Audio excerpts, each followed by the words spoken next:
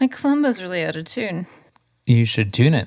How? The tines are already bent. I can't just... No, you just gotta unscrew it a little bit and Listen to this. Listen. Sounds fine. Are you sure?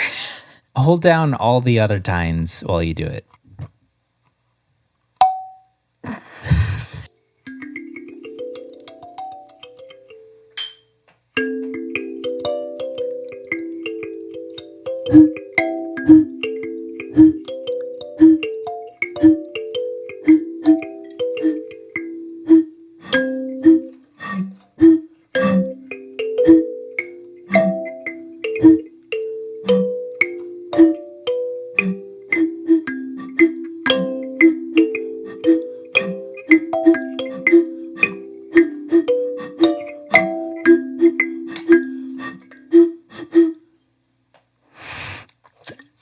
Damn, I just took a sip and now it's out of tune.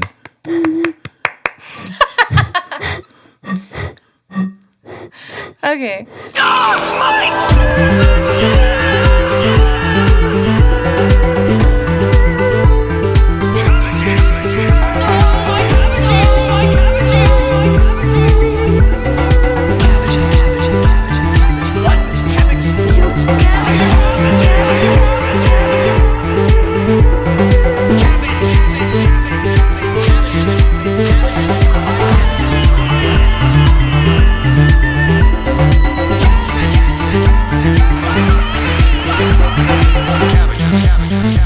Hello, everyone. Welcome to another episode of My Podcabbages, your favorite Avatar: The Last Airbender podcast. We don't movies. My name is Summer. My name's Noah. Fun fact time. About a fun show. First and foremost, and most importantly of all, did you know that Avatar Kyoshi is bisexual? Is that a fact? Fact. There's a reason that I brought this up. Do you have any idea why? Why did you bring this up? Is it bi-week? It's bi-week, bitches! I was hesitant to bring this up for various reasons, but I thought it was important for me to do so, especially considering the type of weird bisexual that I am, which is the kind who is married to a cisgender heterosexual guy. I'm a straight ally. Okay. I am also bisexual, just like Kyoshi. Bisexual, as a lot of people already know, but maybe if you're not in the community and you're just kind of curious, or you don't know much but you want to know more, or all of the above, whatever. It doesn't have anything to do with gender. It's just all about you don't really care about that kind of stuff. You're just interested in people for their personalities. I mean, maybe I'm biased. But I feel like personality is the most important part of a person. And I know it's not as simple as that for some people, but for me, that's just how my attraction works. And that's how it works for a lot of people. And I want to make it clear that that's totally chill. If you're like that, that's fine. Even if you've never been in a relationship with someone of your gender or anything like that, it's totally fine, because the way that you're attracted to people is not your choice. It's just how you feel. That's all it's about. Attraction to gender, it's fake. Because here's the thing, gender is fake and you're valid, like me. Anyway, hi, I'm bi. I don't even know if I've already mentioned that, but it's bi-week, so I can say it as much as I want. Yeah, so it was important for me to bring up Kyoshi this week. Kyoshi was really tall, too. She was tall. Extremely tall. Very tall. Very powerful. Very powerful. Very old. She was like 600 years old or something wild like that. She was I think she's still alive. She's here with us now. Kyoshi, welcome on the podcast. Kyoshi! Here's something that I wish I had known a few episodes ago. It's fine. Here's a fun fact today instead. Admiral Zhao. Hate him. I fall asleep every time I see his face. Sorry, I have a fun fact about him. Maybe this will wake you up. Okay. His trading card was released during the first season premiere. Okay. The trading card that was released claimed that he was the one who gave Zuko his scar. Weird. Yeah. So I'm wondering, in that scene where it's like, how you got that scar, And it was like right before he was about to go into an Agni Kai with Zhao. Okay. So it was more like a revenge kind of thing. Yeah, so I'm still not sure if like that was the intention of that scene or that's how they wrote it, but here's a fun fact that took a lot of digging. Okay, show me your dirty fingernails. In the 2012 London Olympics, the Brazilian synchronized swimming team used the theme song from The Last Airbender for their performance. Avatar: The Last Airbender? Yes. What, is there another Last Airbender show? No, there's nothing called just The Last Airbender, actually. It was a great performance. I watched the video. I can't remember which Olympics it was, but I think it was like an opening ceremony, and it used like music from like the Disney movie Tron. Oh, that sounds very good. That's like the Winter Olympics that just happened. They used that Moulin Rouge thing for the skating. I think that may have been like for qualifying for the Olympics. Either way, very good performance. Very good. Oh my God, ice skaters, hit me up. You probably don't have any fun facts this week, do you? I have I have a couple. Oh. I have two. Okay, go ahead. First fact, Zach Tyler, Oh boy. the voice of Aang, Oh baby boy. is the ant bully himself. Wait, really? Yeah, he voices the ant bully. I don't know how I didn't find that out when I was looking him up. It's like, that's the picture of him, like his like profile picture for him on IMDb is the ant bully kid. Oh my God. Second thing, our show's probably going to go a lot longer than we planned, I think, because there's going to be a new Avatar show. We just found out. Fuck. I was tempted to put something about this on the Twitter, especially because last week we mentioned like, oh, there's nothing else. We haven't seen any other reiterations of this show yet. And then this happened like the day that we recorded that. Yeah. It's going to be on Netflix. The original showrunners, Michael DiMartino and Brian Konietzko, they're going to be executive producers. Wait, executive producers? You know what that means, right? That you're just funding You're it. just the bank. Yeah. So great. Okay, great. That's great news. Yeah. But they say they still have a vision for it. They say, hang on. What did they say? I'm reading this from TheVerge.com. So if you get any information, this is from The Verge. It's not from us. They have a say in it because they're literally holding the show ransom. That's true. We're thrilled for the opportunity for a live action adaptation of Avatar: The Last Airbender. We can't wait to realize Aang's world as cinematically as we always imagined it to be. For the very first time. And with a culturally appropriate we want to make this as culturally appropriate as possible.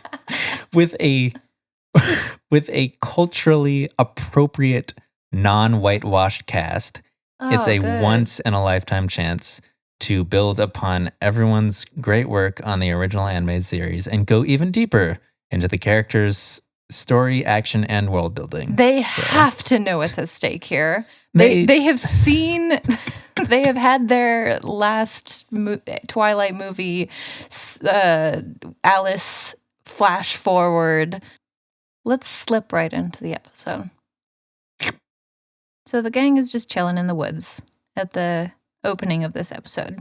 I'm kind of thinking maybe they should just stay there. Yeah, it's really chill woods. Aang could just learn all of his bending here. I'm sure since there's some sort of divine force behind all this, that all of his mentors would show up at some point. Could probably figure it out. But Sokka shows up with a bag of nuts instead. Nuts and rocks. Mm-hmm. He empties them out on the ground and they're sifting through them, wondering, oh, can we eat these? Is this food? It's very reminiscent of like someone trying to like figure out like a like a vegetarian meal for someone. So you eat like nuts and rocks and stuff, right? I'm sure they have salad there. Mm-hmm. Momo picks up one of the nuts or rocks, something. He picks up one of the things that rolls out of the bag and he tries to sort of crack it on a rock He's like banging it against this rock, and then he like reels up and hits it really hard on the rock, and there's this enormous boom, and he looks around like, oh, damn, I'm a lot stronger than I thought I was. Strong little monkey. He hits it again just to sort of test it, and again, there's this huge boom, and he's like, okay, I'm about to split the world in two. The actual gang, though, is like looking around like, what's that big booming noise? And I think Aang was saying, oh, it's coming from over there. And then Aang and Katara immediately just run straight towards the sound, just gleefully like, let's go check it out. And Sokka's like, why are you running towards the scary booming noise? 99% of people run away from the boom. We, the heroes, the 1%. They come across an earthbender in a little sort of crevice. He's picking up these rocks and just kind of slamming them against the wall for no apparent reason. He's just doing his gym exercises. Yeah, he's just getting a workout. Getting swole. Sokka suggests maybe they should approach sort of cautiously. They don't know this guy. They don't know what his deal is. And before he can even finish his thought, Katara's just already just right there screaming at him like, hey, what's up? Katara teleports forward. She just wants to like introduce herself. It's like Janet style from The Good Place, how you don't actually see her pop up, but it's just via like a camera change. Hello, who are you? What's your name? And he freaks out and runs off and like makes a little avalanche. Sexily? They kind of determine at that point, oh, well, he must be going somewhere. So maybe he's going towards a town or a village of some sort that has actual food and not just rocks. I got a rock. They arrive at like a decent sized Earth Kingdom town, like a little, maybe like an actual city. Aang goes straight to the hat shop and buys a hat. Before he even considers food. Cool hats. I want to buy a hat. What about a hat, though? I have nuts and rocks. He trades Give nuts. me a hat. He trades nuts for a hat. I don't know how he did. And then the earthbending kid kind of walks by and walks into a building, and they recognize him. So Katara just follows him to the house or the building that he walked into, and without even knocking, just opens the door, walks straight in, and she's like, hey, you're that kid. It could have been their home. Like, it was so rude. Yeah. And then everyone else just walks in. And the kid is like, you have me confused with someone else. And they're like, no, you're that kid who was earthbending. Yeah. So, Aang's wearing his little hat. He's already got the hat now. Yeah, it's his new look. His mom seems to be very confused about this accusation, though, and very upset about the prospect of him earthbending. The kid tries to sort of defend himself, saying, they're making things up or they're confused. Look at them. They're dressed weird. And then some firebenders show up at the house or the building that they're in at the time. And Sokka's like, it's Fire Nation, act natural. And they do like the first iteration of that. What was that meme? The freezing in place. It's like the opposite of the Harlem Shake, right? If you want to look at it that way, the opposite of the Harlem Shake. What is it? Mannequin challenge? Oh, yeah, like the mannequin challenge. Suddenly they all mannequin challenge. They do look very silly. I wanted to just mention, like, Aang has his hat on as the firebenders enter, and they don't seem to see anything very out of the ordinary, I guess. And I had to wonder, like, was this hat meant to be some kind of disguise? The last city that they went into, they made a big deal out of trying to go in disguise. This time they didn't seem to care much at all about that. But apparently just a little hat can make the airbender look not like an airbender anymore. Surely they're on high alert for anyone wearing orange and yellow, right? But the Fire Nation soldiers are just there collecting taxes, which apparently they've already done. And they say, oh, no, the taxes have been doubled, and now you need to give us whatever you have, basically. Everything else, we'll take it all. And then the mom hands over all of the money that she has, and they give her back the pennies. Which he's really nice. He's not. So generous of him. And Sokka is asking about the Fire Nation, how long they've been in the town. And the mother says, oh, they've been here for 5 years, and they have coal mines that Ozai is sort of exploiting to fuel his Fire Nation ships. I'm not sure if I've already mentioned it, but the earthbending boy is introduced as Haru at some point. Okay. His name means spring in Japanese.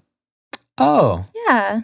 Just that's like nice. He's a season like me. Katara gets frustrated saying, well, Haru can help. He can help you guys fight back against the Fire Nation. His mother is saying, no, it's too dangerous. It's too risky. And Katara's like, well, what can you lose that you haven't already lost?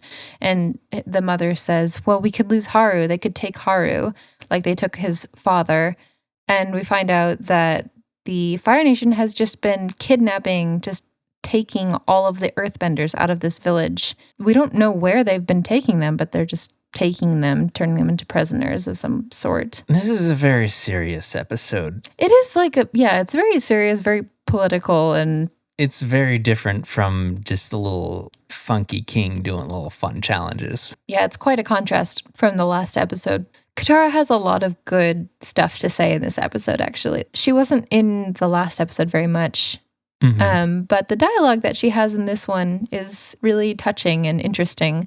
In this scene, she's highlighting the fact that bending is a gift, and it's given to you for a reason, and you can use it to make the world a better place.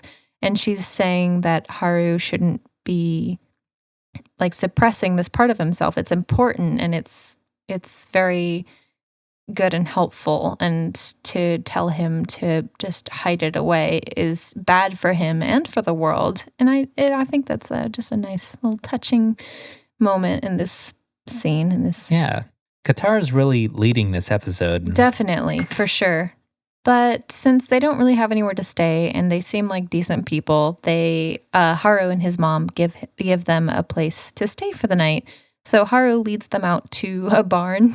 You got sleeping bags. No room at the inn. So as they're settling in, Aang's like, I promise I'll keep Appa from eating all the hay, and like cut to Appa eating all of the hay. Later, we see Katara on a walk with Haru, and she's just kind of apologizing, saying she didn't really understand the situation. She didn't mean to come off the way that she did. And Haru's like, no. I think that everything you said was actually, important and interesting, and I'm glad that my mom got to hear that kind of stuff. And you actually reminded me of my dad, because he said the same kind of stuff all the time, how we shouldn't just be sitting down and letting this happen. And the reason that he was taken away was because he was fighting back. And he implied that his sort of rebellion against the Fire Nation being in the city was what ended up making them start kidnapping the earthbenders in the first place. Okay. So his dad, in his rebellious actions, actually sort of started this whole situation. They have a moment up on the cliff where Haru is talking about earthbending and his father, all of this stuff, and how earthbending sort of connects him to his dad in that way, that it's, his dad taught him everything he knew and everything. And while he's talking about it, he's like earthbending like 2 little stones. Yeah, with he's doing hand. a little stone trick. Just 2 little stones with one hand. Yep. Katara wants to comfort him a little bit, so she points out the necklace that she's been wearing for this whole show so far.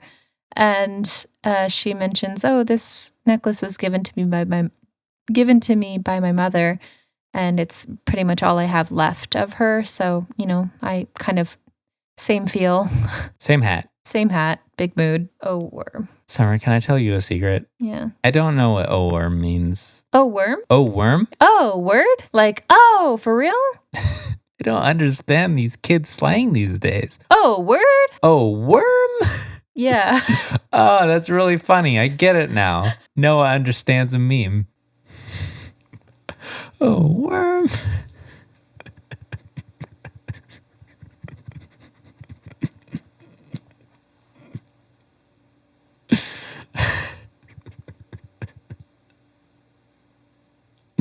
That's a funny meme. Later, we see Haru and Katara. It looks like maybe they're walking back home. And on the way there, they're walking past a mine. And the entrance to the mine caves in. And there's an old man there. And he gets trapped in the rocks at the entrance to the cave. So they run over and they're trying to help him out. And Katara is saying, oh, look, he's trapped and we're trying to get him out. It's not working. You can earthbend him out of this situation. This is a moment where you can see exactly how your earthbending can help people. So he sort of sets aside his fears and he does just pull the rocks off of this old man, and they're able to help him. Definitely looks like if they didn't do anything, he would have died there. Yeah, he was definitely being crushed by would have rocks. died. And then back in the barn, they're all settling in for bed, and Sokka is saying, better sleep up. We're gonna be leaving at dawn. And they're like, what? So quick, so soon? And he's like, yes, this is essentially a Fire Nation city, and we need to get the fuck out of here because someone is definitely going to recognize Aang before too long. I was going to say something about how Katara mentions that she'd rather eat fireballs than nuts. All I want to say is that it just doesn't make any sense. And then in the middle of the night, some Fire Nation soldiers show up, and they have brought with them that old guy who, when the door opens to the house, the main house of this sort of settlement, homestead, the door is answered by Haru, and the old man just immediately points to him and says, that's him, that's the earthbender, and they take him away. I can't see a single reason that he would do this, but it's 2018 and I have seen some people do some really weird shit at this point, and I'm not inclined to ask questions anymore. It's just old people things. The next morning, Katara walks out to the well, the water pump out in front of the house, and she's rather than using the water pump like a normal person. That's exactly what I wrote. She elects to draw the water out just using water bending, which I have to imagine uses at least the same amount of energy, if not more.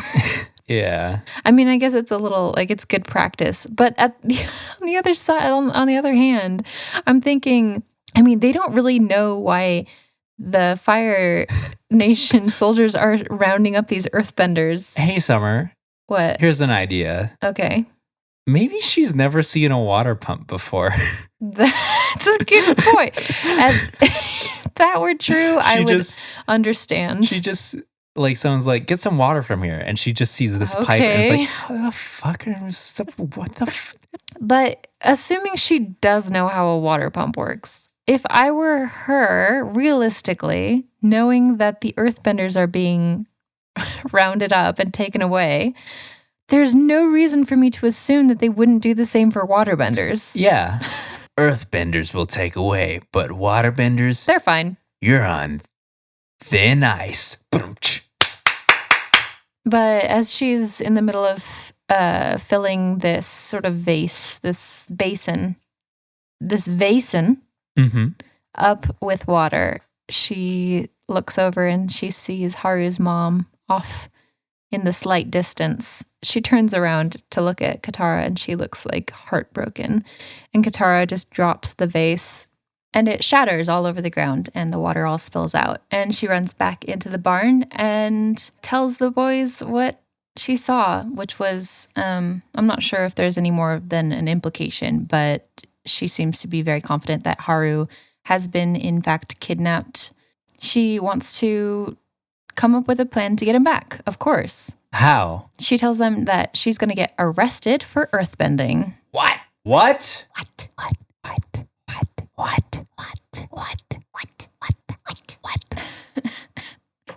Aang's like, great. How are you going to learn earthbending? Maybe you can teach me. Aang and Sokka ask her how she exactly is going to manage that since she can't earthbend. They all come up with a clever little trick together. So there are some vents around in the ground in this town, I guess. They're from the mines. Yeah, I was gonna say it's a coal mining place, so I guess they just have vents for the mines. So they pick up a big rock and they put it on one of the vents, and then hidden behind another sort of boulder, Aang is waiting to airbend into that vent, and it's supposed to just come through the other vent and lift the rock up. The whole setup kind of reminds me of Breath of the Wild sort of challenge, where just everything seems very perfectly set up. It's like you got a big rock here. That's you got so just true. 2 vents in the middle of nowhere. One of the vents has like a big rock next to it that you can hide behind. Yeah. While they're going over this plan, sort of finalizing the details of it, Aang he's very distracted. He seems to have made a new friend. Yeah.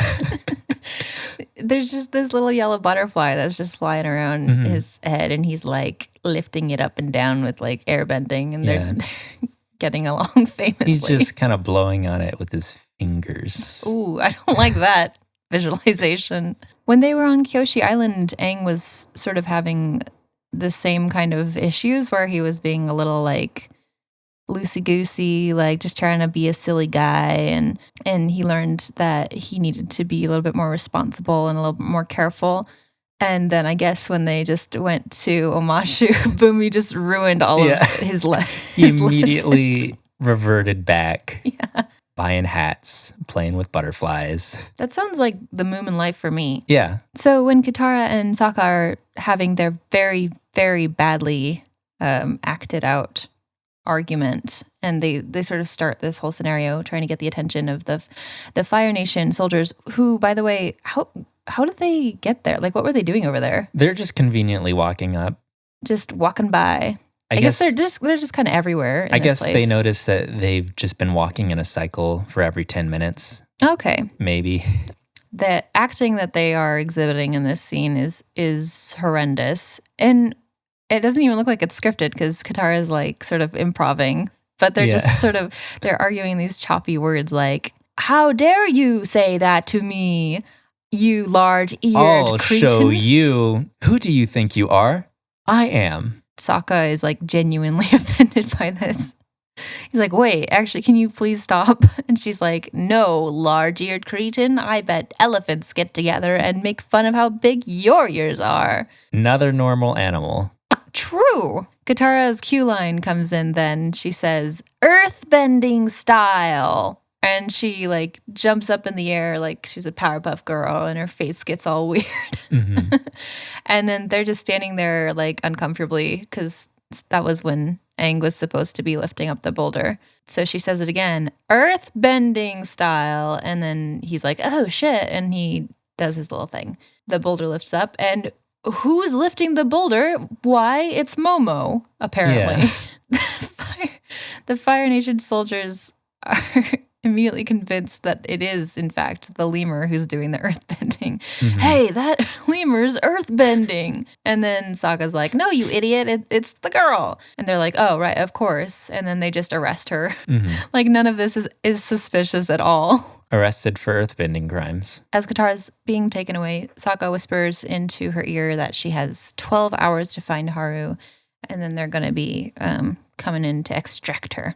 Katara's taken away. She gets carted onto a ship, and the gang just kind of follows her in the air above on Appa, and they arrive at some big industrial-ass looking rig out on the water. Sokka is reassuring Aang, who looks pretty upset and like nervous about this whole thing. Finally, looks like he's finally taking everything a little more seriously. And then we meet the warden of this rig, who unfortunately is voiced by George Takei. Yeah. Hey, here's a warm take. I don't think he's a good actor. No, I think that's the reason that people use him for these things, though, is because his acting is bad, his voice is silly, and like at least they did make him a villain. I feel like he just always tries to going in like a low register that he doesn't have. So he just like gets he tries to seem intimidating, but he just gets really quiet. "Well, I'm the warden. I'll have you know that this ship is made of metal."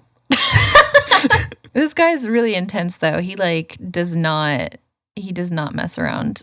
So like he's giving his little speech, his classic like prison warden speech about how no funny business and I think we'll get along splendidly. And some old dude just coughs very innocently, and I guess the warden is offended by this and has him taken to solitary for it. Katara enters the lawn. What do you call that area inside of a prison where everyone's just kind of hanging out? It's like an outdoor cafeteria because they're all eating. Katara is looking around, and it seems like everyone here has like super low spirits.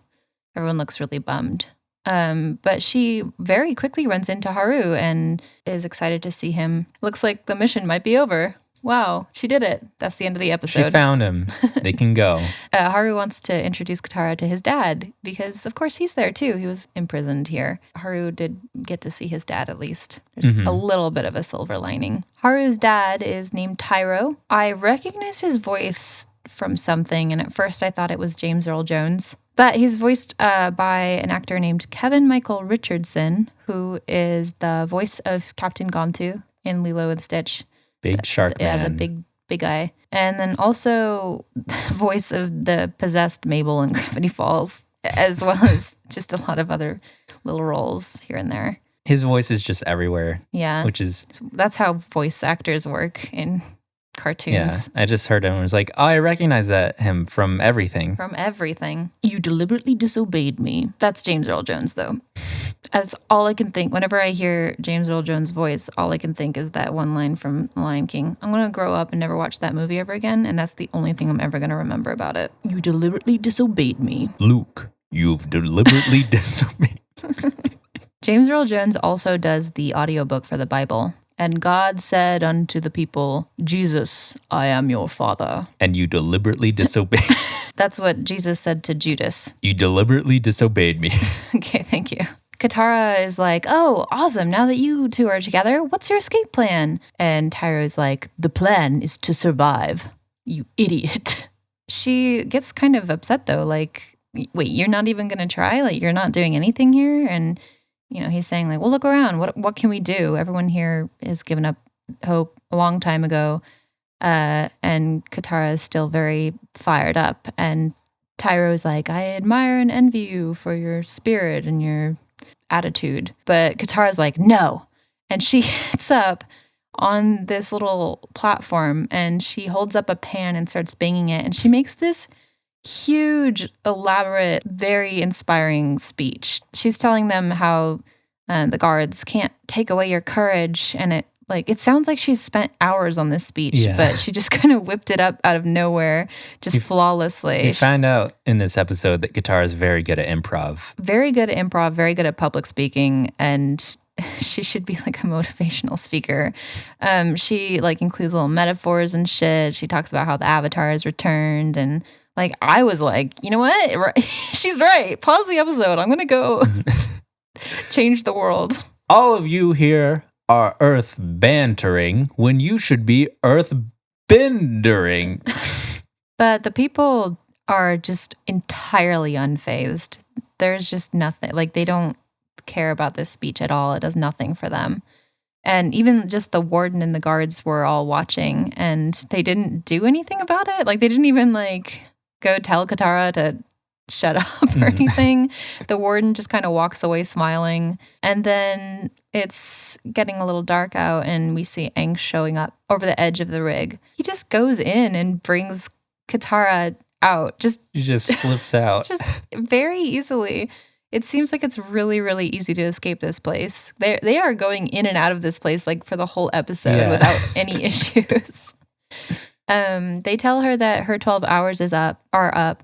And they're ready to extract her and Haru. And she says, why would we go now when we could help everyone here? We could try to fix this whole situation while we're here. I don't really see the point in leaving now. And Aang is like on board right away. Like, yeah, let's do it. Because he just loves to get into shit. And he's just probably been pretty bored. So they convince Sokka to go along with it. And Aang tells Appa to go on ahead without them. Appa flies off like pretty stealthily, but a couple of guards still see him and they report back to the warden. They're trying to tell him what they saw, but they're a little bit confused because it was dark and it was just a weird situation. So they're saying, I think it was a flying bison. And he's like, what? Yeah, some sort of buffalo or something. And then the warden gets super angry, like, well, which one was it? Was it a buffalo or a bison? And they're like, well, I'm not really sure what the difference is, to be honest. And the warden just throws the guy into the water for being a little sassy, throws him overboard. And then the warden tells the other guard to wake up the captain and search the rig. And the guard's like, that was the captain. So the warden tells him to wake someone I haven't thrown overboard. You have thrown everyone overboard. Yeah, sir. Everyone is overboard, sir. The prisoners are in the water, sir. This whole place is empty. Big wet warden. Inside the rig, Aang, Katara, and Sokka are sort of trying to spitball some ideas on how to get everyone out. And Aang's first idea just immediately, I wish I could make a hurricane. And the faces that Katara, like we just then cut to just like this silent sort of image of Katara and Sokka looking at him like so dead inside. They look very extremely exhausted of Aang. I think they're realizing that this whole escapade leaving with Aang in the first place was a terrible mistake, and they're ready to go home. They just realized that Aang is just an idiot. Katara says she mentions how her speech didn't really do anything to these people, and she doesn't know how they're going to be able to motivate them to fight back or really even rebel at all in any way. They realize they really just need some rock, because if they can get some rocks up there, then the earthbenders will have their power back and maybe they'll feel a little bit more empowered. The whole rig is made of metal, but it's a coal rig, so there's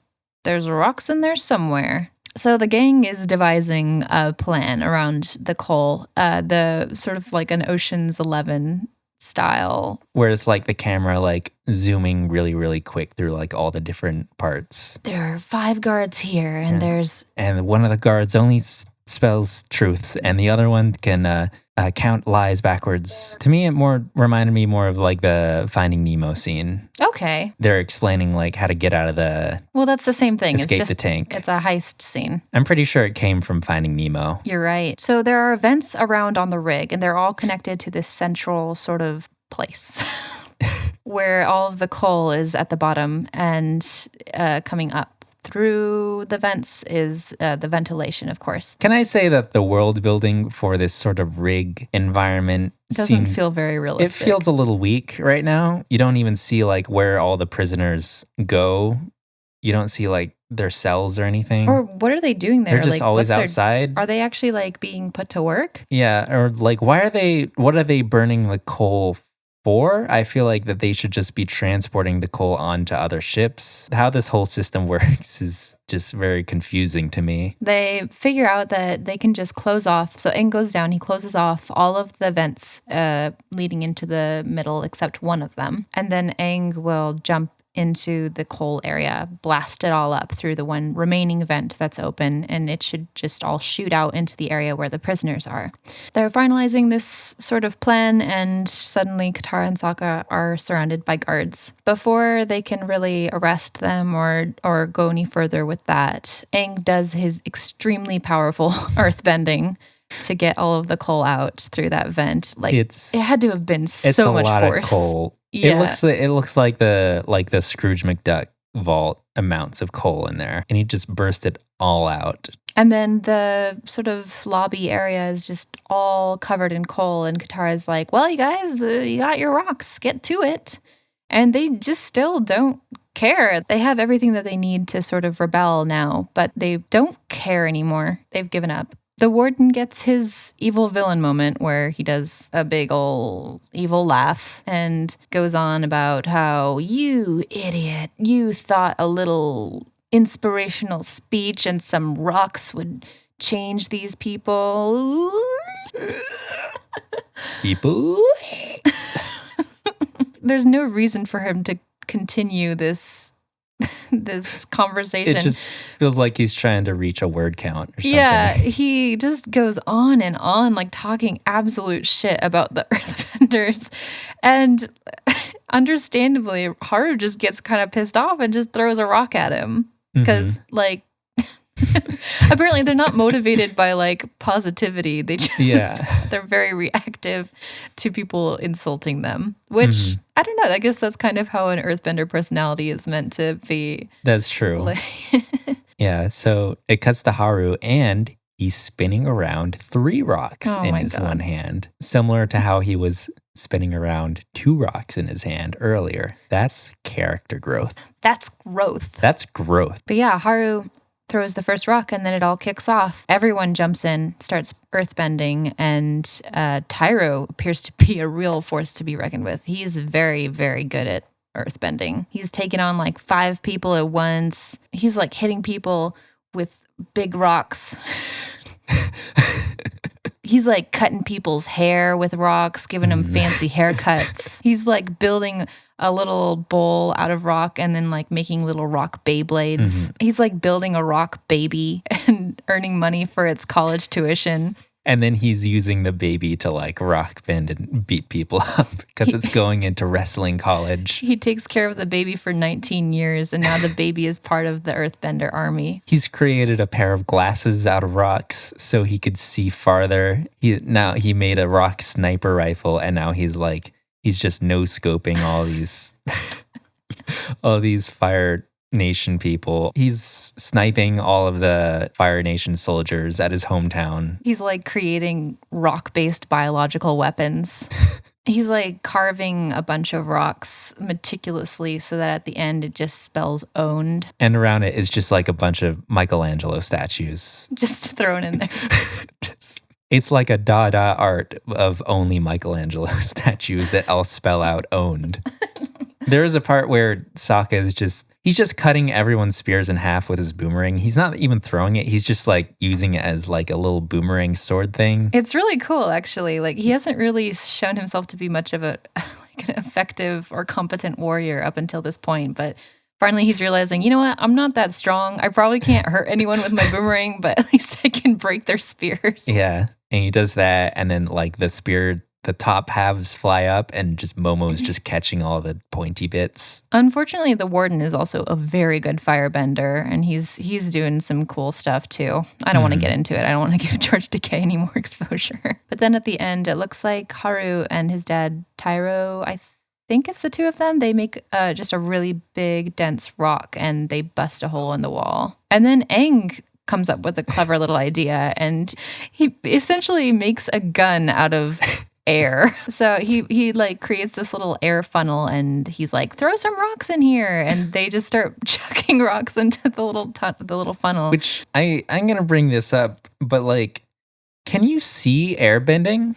So I remember this being discussed. I don't remember where, but I remember somebody, like a fan, asking this of the creators. I'll have to double check this, but I think they were saying no, you can't see the airbending, but they do it for the show just so it's less confusing. Okay. So here's the part.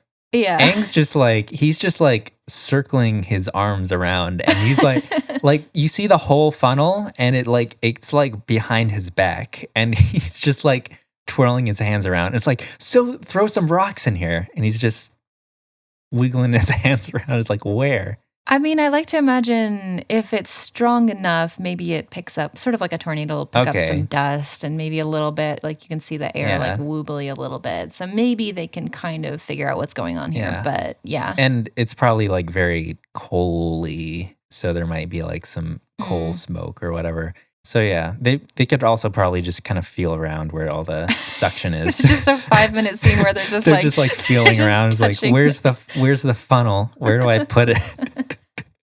And then a bunch of the earthbenders somehow round up all of the soldiers or the guards onto this big pile of coal, and they earthbend the big pile up in sort of like a little floating rock cloud, and they escort them over the side of the rig, and they're holding them there. It looks like Tyro is at this point holding them there all by himself.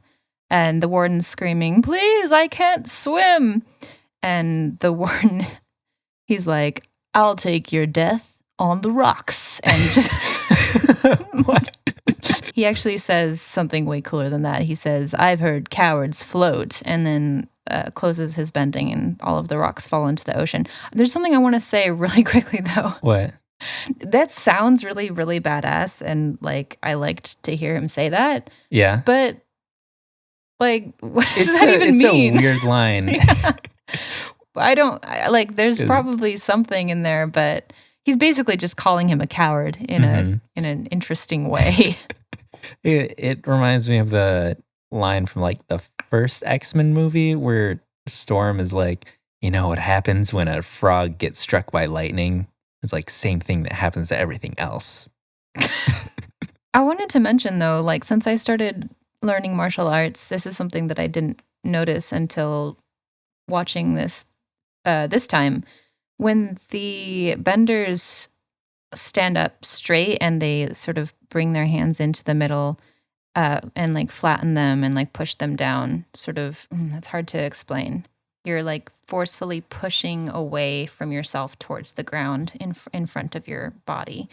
And then you come up straight and you let go. This is called closing in martial arts. And it's essentially like when you start, you have to enter by sort of doing the opposite of that, essentially, where you bring your hands in and then you like get kind of low so you're more sturdy. And then when you close, you're basically, it's like entering and exiting your like fighting state, essentially. Mm-hmm. So when the benders do this, when they close like this, they're not pushing. It looks like he's using this motion to push the rocks into the ocean, but what he's actually doing is just like letting go of his energy and his power, like just reverting back to his just natural, comfortable state and just like letting them all fall, which is, it's just fun and interesting to think about, I guess. Yeah. Sort of. Just to see what's actually happening. And then out on the deck, Haru is thanking Katara for her bravery and all the help. Yeah. And again, they just took a bunch of boats. That too. I was going to say, like, they are, again, they didn't need keys or anything. Like, they just all walked out. But yeah, then they're not only that, but they're able to just like commandeer all of these ships. When I was looking up trivia for this episode, there were some just like fun little overall facts about things. But then there was one piece of information that said, when Tyro thanks Katara on the ship, she looks away in embarrassment. Her hair is not connected to her bun or even to her head. Katara is blushing a little bit as she's being flattered by all of this. And she asks them, "Oh, I guess you're going back home now, huh?" And then Tyro is like, "Yes, to take back the village. To take back all our villages!" And then everyone's like, "Yeah!" And then Haru asks Katara to like come home with them. Ooh. It seems like in this episode that there might be just sort of like a little crush, kind of romantic subplot going on between them. But Katara is just like, nah. Yeah. She says she has some stuff to take care of, and she like goes to touch her neck where her necklace is supposed to be, but it's not there. Oh no. Dun, dun, dun. Her mom's necklace. Her mom's precious necklace. And then we cut to Zuko picking it up back on the rig. I don't know how he got there, but he's always just a little too late. Yeah. One step behind. That's the episode. It felt like very quick to me for some reason. Yeah. It felt like a short episode, but it was the same length as all the other ones. It felt like it was basically 3 or 4 scenes that just kind of dragged on a little bit. Mm-hmm. It's a fun episode. It's sort of like a heist episode, I guess, but not one of the best ones. And there's obviously like a lot of weird little inconsistencies in here. I wonder if everyone was sick and they were just taking it easy. This episode felt like pretty rougher on the edges. Maybe because it was about earthbending. I want to say about this episode, Aang is doing like a lot of cheating earthbending. He's just earthbending with air. Like he doesn't need to learn earthbending because he could just pick things up with air. Everything is inside the air, so I feel like that this is the kind of thing that if you're making this show, you wouldn't really want to admit you is wouldn't, possible. Yeah, you wouldn't really want to like have this as like a consideration at the very end of the episode, where like even where he doesn't have to, you see Aang on Appa and he's just like airbending a rock around as if he was just earthbending it and Momo's just chasing it.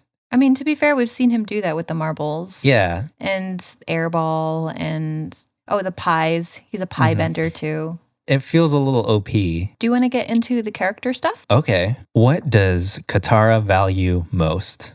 Wealth, business success, family life, or health? Family. Which subjects did Katara most enjoy at school? Maths and science, the arts, sport, or philosophy?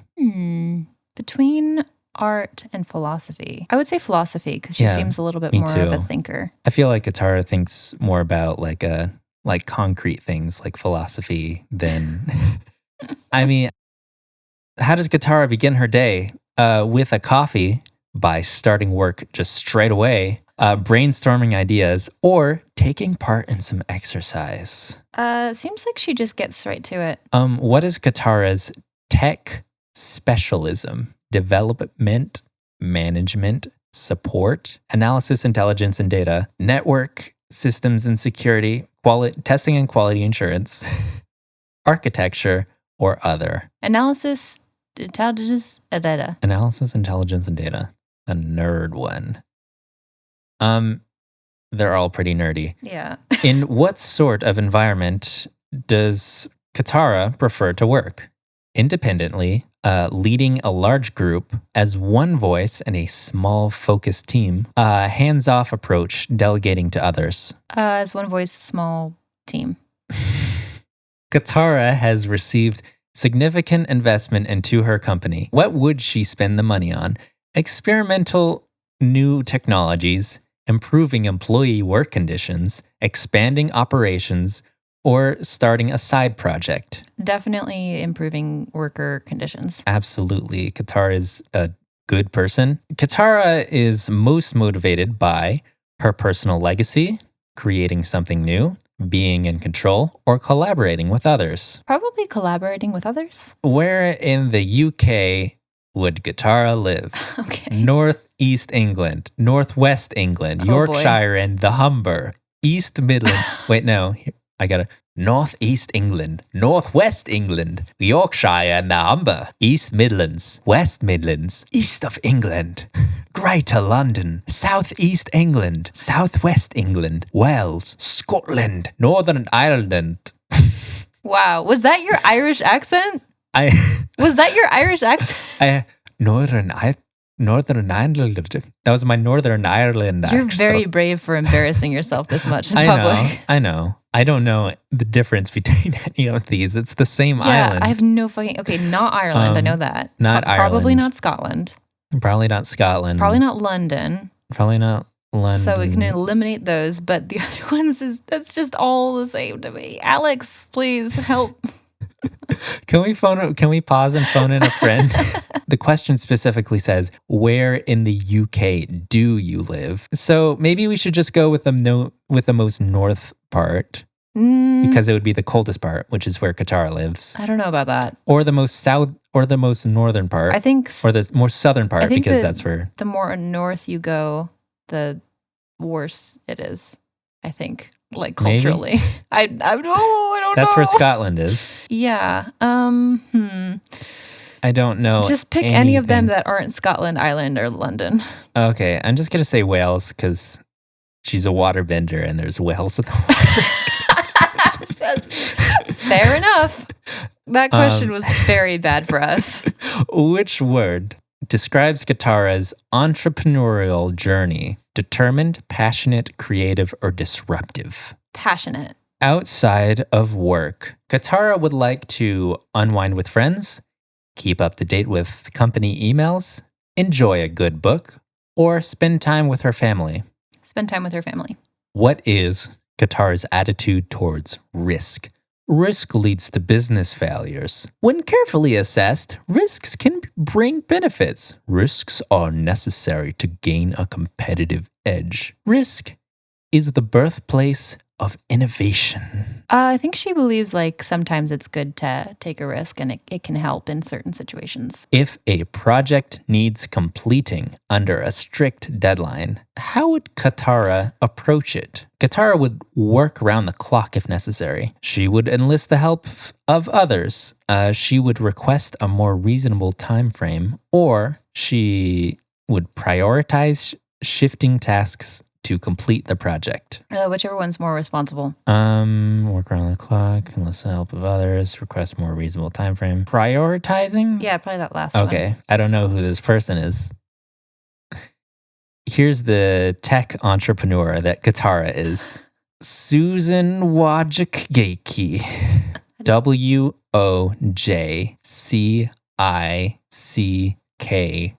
Whoa.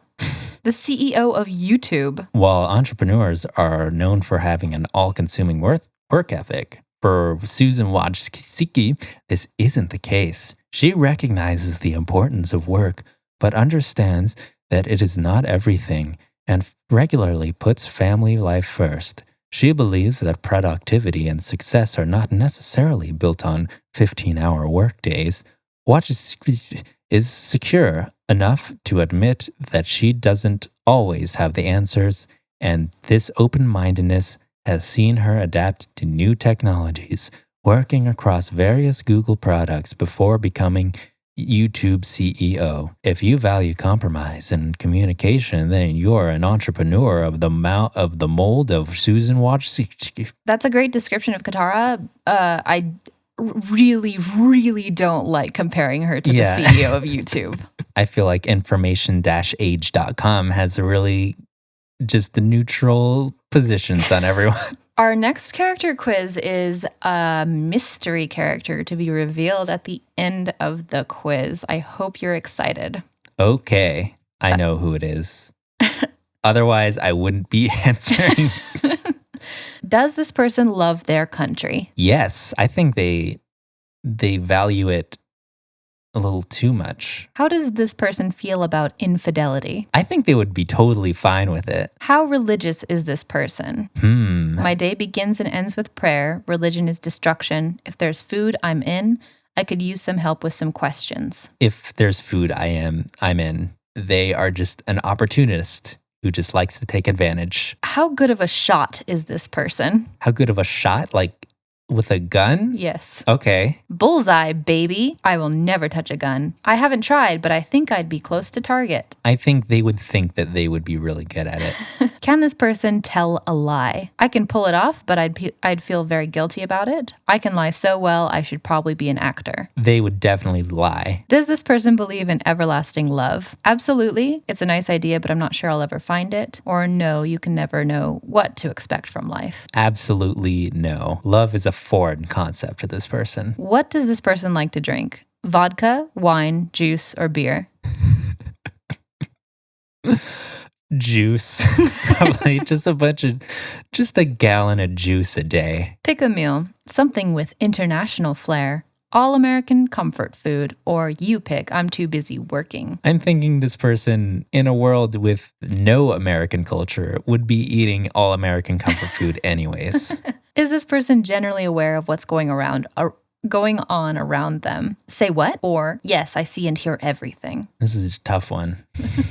I would say no. They don't understand the scope of the situation that they're in. Cry or not cry? What are tears? Let it flow, or I try to suppress it, but sometimes there is good reason. This person cries as much as they can, no matter what. Does this person like to laugh? Does a smile count? I can let myself laugh, or every day. Does a smile count? But I don't think this person's ever smiled in their life. Can this person speak another language? Yes, or nope, don't judge. Nope. Where would this person like to vacation? Disney World, wherever no one can find me, or anywhere I can help others. Where no one can find me. All right, the first reveal is, how should we reveal this? So this quiz was for the old man trapped at the entrance to the mine. Who then immediately betrays the person who saves his life. And the American's character that this person aligned with was Henry Jennings. Which one is Henry Jennings? Oh, Henry. Yeah. He's the shit boy from The Americans. The guy who's just always playing video games and refuses to not make Eddie Murphy impressions. He's just a very hateable character. You're easygoing and like to have fun. You might be a little spacey and care about superficial things, but you have a lot more life to live. Not quite, but you don't get caught up in drama and would never hurt anyone. Time for some questions from avatarspirit.net. Oh, yeah. First question comes from Admiral Akbar. Nope. Admiral Chan. Which of the four nations is the most evil, really? I think it's the Fire Nation. Yeah, probably the Fire Nation. They do practice imperialism. They are just killing and imprisoning people for no reason. They are trying to destroy and conquer the world. Yeah, but I feel like that the Earth Nation is definitely in a close second. They seem very self-centered. Like 99% of the world belongs to 25% of the elements. I don't know how to say numbers. Here's the thing about the Earth Nation. They have a lot of land. Fire Nations... You could say they have all the land. Air Nomads, Fire Nation, living on these little islands. Water Nation, they're just squished to like the poles where no one wants to live. Earth Nation's just taken all of it. We see later, too, some of the extremely problematic things going on with the Earth Kingdom. Yeah. There's some real shit going on. The Fire Nation is evil, but they're very honest and open about it. The Earth Nation's doing some shady shit. Yeah. But I would still say it's the Fire Nation, probably. Yeah, Fire Nation's worst so far. This question seems a little biased because it's coming from Admiral Chan. Yeah, don't trust an admiral. Well, and Chan is the name of a firebender later, so. Sharp outfit, Chan. I was thinking Chan was just like an endearing term for this admiral. It's like a soft Chad. Oh, Admiral Chan. Admiral Kun. Next question comes from Reika no Rio. I feel like we've had a few questions from this person. Yeah, I recognize this friend of the show, Reika no Rio. we got to give them a nickname. No. For all you fans of Avatar couples, if your favorite pairings had rugrats of their own, what would they look like and what, in your opinion, would their personality be? Would this be like if they adopted the rugrats or just like kids? I don't know. It says rugrats of their own. And it's in 2 words, rugrats, and it's lowercase, so this could mean anything. If they just had rats that they let live on the rug. Katara is the rat mom. And all of the other characters are just rats. What are some Rugrats characters? You never learned the rug rap? Oh. So who's a Chucky? Wait, are we saying which one's? Pairings. Pairing. I am this is a very advanced, complicated question. Okay. So I'm going to break this down. Okay. Your favorite pairings. Hit me with your favorite Avatar pairing. Korra and Asami. Okay, that's a little ahead of where we are so far. Okay. Give me a pairing from what you've seen so far. Suki and Katara. Yeah, Suki and Katara. If they had rugrats of their own. This is such a weird question. Yeah. Is this just a weird way to say kids? Yeah, I think it's just like a hip slang term for kids. So for little babies. So if Suki and Katara had kids, they would be great. They would be great parents. Yeah, they would actually make great parents. They might be a little bit too like, they're both a very like Elizabeth Jennings type. So maybe their kids would be a little bit oppressed. They seem like if they got together, they probably would just never have kids. Yeah. Because they're like more business and career oriented. Would any of the characters be a good parent? Aang for sure, but he's still a kid right now, so. We find out that Aang's not a good parent. Oh, you're right. Spoilers, but that's true. It's weird to think about, but. Yeah. And again, this is spoilers, but it's going to be so long before we ever get there. Aang is still, as a parent, too self-absorbed to actually parent his kids. He's just a little too self-centered still. Zutara Forever 94 asks, do you have a crush on an Avatar character? This is the only question I've seen in the forums that has a discussion topic icon. That's just like a little winky face emoji. I don't know how they managed to do that, but it's called an emoticon back then. No, it was... Back then, we had emoticons, not memojis. Memojis. Memoji. I'll take one memoji. Pour me a memoji. I feel like we've just invented something terrible. I know. Now all I can think about is like, how am I going to start serving this to my customers? Someone's going to ask for a mimosa and I'm just going to draw a smiley face on it. And they're going to be like, what is this? A memoji. Can I have a virgin memoji? A glass of orange juice with that smiley face on it?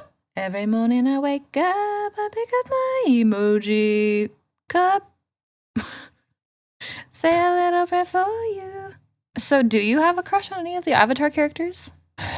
When I was watching the show, I don't think I had a crush on any of the characters. You already know my answer. Azula. Well, that too. I'm extremely problematic because I like Zuko and Azula. You got Zuko and Azula, like two flavors of like goth kids. True.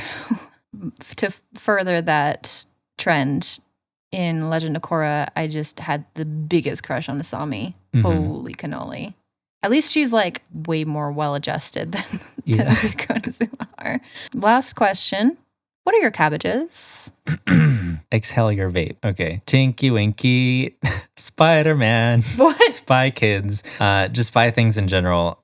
Muse, Sherlock Holmes in general, Doctor Who, Fairly Odd Parents, and Danny Phantom, Ben 10, Clockstoppers, Agent Cody Banks, Buzz Lightyear, Disney movies in general, Harry Potter, and steampunk. Okay, you gotta give me just a moment. I'm reeling. All right, I suppose... Okay. Do you want to see the list? No, I got it. Tinky Winky, though. My cabbages are Powerpuff Girls. Those inflatable chairs that you could get that just ran out of air in a day. Mm-hmm. Computer mice that had like water in them and oil and like little ducks. Pokemon. Hocus Pocus, no doubt. Avatar, The Last Airbender. Ginny Weasley. Lola from Space Jam. And a stuffed bunny that had like a little rattle inside of it. I have no fucking idea what this list was. Man, this episode felt shorter, but it's not. It might end up being after we edit it. Yeah. A lot of Dead Space. Dead Space? No. Hated that game. Never got into it. Do we do some plugs now? Why don't you say it like, let's do some plugs. Let's do some plugs. I'm on Twitter at Stellar Ghost, Tumblr at Interstellar Princess. My art blog is summerart.tumblr.com or just summergeist.art. Patreon.com/summergeist. And once again, you can probably just find everything on Twitter at Stellar Ghost for me. You can find me on Tumblr at OwlDude, on Twitter at OwlDude, and I also do music, which you can find at noahdoesmusic.tumblr.com or at noahgeist.bandcamp.com, whichever suits your fancy. You really got to work on your British accent. Actually, no, because you're going to be doing a Kravitz cosplay soon, and... Catch me doing a Kravitz cosplay soon, a.k.a. the Grim Reaper. Yeah, if you follow us online, you'll see some cool stuff coming up because it's cosplay season for us. Catch me at the Spokane Renaissance Fair at October 6th and 7th. Yeah, if you happen to be in Spokane, you can come hang out with us there. It's very unlikely. Yeah. But you never know. And then, of course, you can just follow the actual podcast on Twitter at My Podcabbages and check out noisepace.xyz, where we are hosted by Matt. The website also hosts lots of other fun, great podcasts that you can check out there. Cabbage time. Oh, let me say that again. Cabbage time. Cabbages, cabbages, cabbages, cabbages, cabbages. Cabbages, cabbages, cabbages. Cabbages, cabbages, cabbages. Cabbages, a cabbage. And we should start like planning these things out a little more. Yeah. 1/2 cup of olive oil. 4 carrots, thinly sliced. 1 onion, thinly sliced. 1 teaspoon of salt. 1/2 teaspoon of ground black pepper. 1/2 teaspoon ground cumin. 1/4 teaspoon ground turmeric.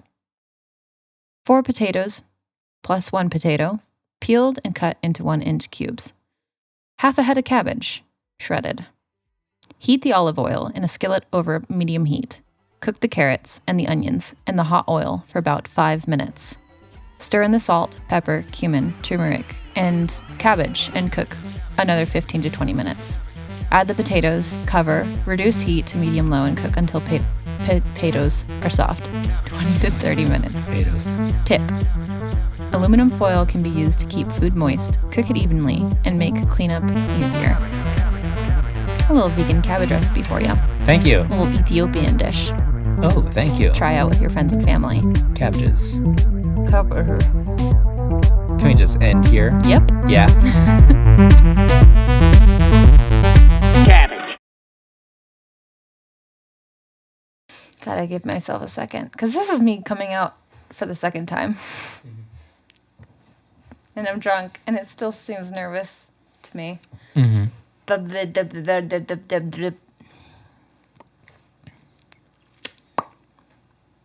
One more again. I was hesitant. Shit. Wait. God damn it. For various reasons. Wait. Shit. God damn it. What am I trying to say? Think about what you say before you say it. I got it again. Oh.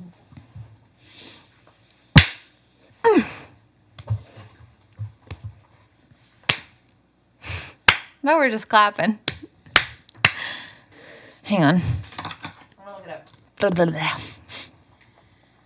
Final clapping time.